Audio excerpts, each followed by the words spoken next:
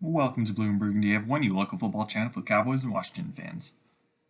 Earlier this offseason, the Washington Commanders traded to acquire quarterback Carson Wentz from the Indianapolis Colts. As I stated in a previous video, Washington has been looking for the franchise QB basically since Joe Theismann back in the 80s. Coach Rivera seems to think that Wentz might be that guy. This move has the fan base split. Some people love the trade, some hate it. They both have good reasons. I'm going to take a look at this from both angles and try to come to a conclusion about it. First, let's look at this from an optimistic fan perspective. Wentz is incredibly talented, probably the quarterback with the most raw talent we've had since Robert Griffin III. When he has a good roster around him, he's shown that he can play some great ball. He's very driven and gives his all on each and every play. His stats are really good. He had 3,500 yards, 27 touchdowns, and only 7 interceptions last season with a mediocre wide receiver core.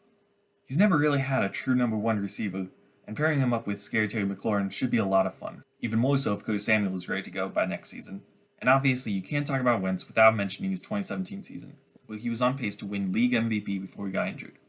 He has shown that he can win against the NFC East, or at least he has a better record than Washington does against the other teams in that same time period. Lastly, the package we sent to Indy is 2 third-round picks, one of which could become a second depending on how much Wentz plays, and we swapped to second-rounders. If he does end up being our guy, that is a very cheap price to pay. Now, for the pessimistic fan, Wentz is very injury-prone. Considering in the past 10 years we've had 4 starting quarterbacks have either career-altering or season-ending injuries, I'm not too happy about this. It would not surprise me at all if he misses some, most, or even all of the season with an injury. Basically, I'm expecting it to happen, it's just a matter of when. We really need to stop talking about 2017.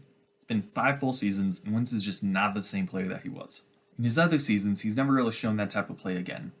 I think it means you realize that season was the exception, not the rule. He tries to make the most out of every play, but that means that he makes stupid mistakes trying to make something out of nothing. And lastly, he disappears in important games. Last season, he was given the chance to make the playoffs on a silver platter and blew it. The Colts blew fourth quarter leads against both the Buccaneers and Ravens. Frankly, I don't trust him to come through when we'll need him to. Honestly, this trade is kind of a toss-up. It won't matter how good he is if he gets injured, which could very well happen. I'm really hoping it works out, but I don't think it's very likely. Frankly, this stinks of previous moves by Washington. Brunell, McNabb, even Smith, selling for a lower tier player instead of making the moves needed to help the team.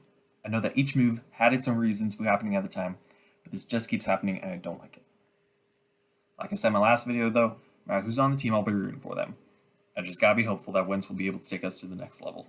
Thank you for watching, we'll catch you again next time.